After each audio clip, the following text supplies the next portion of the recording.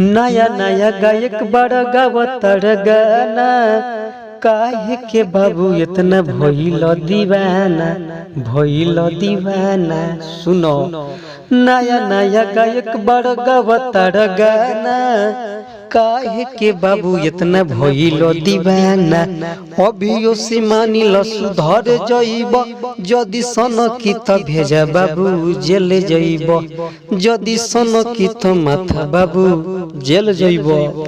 हाँ हाँ नान्हे बाबू मर तोहर कैसन महतारी, शिक्षा या ज्ञान नहीं देवे लतु गारी हो, देवे लतु गारी। हाँ हाँ नान्हे बाबू मर तोहर कैसन महतारी, शिक्षा या ज्ञान नहीं देवे लतु गारी। ऐसे जे गईब तरेल जइब, जदि सन की त भेजा बाबू जेल जइब, जदि सन की त माथा बाबू जेल जइब।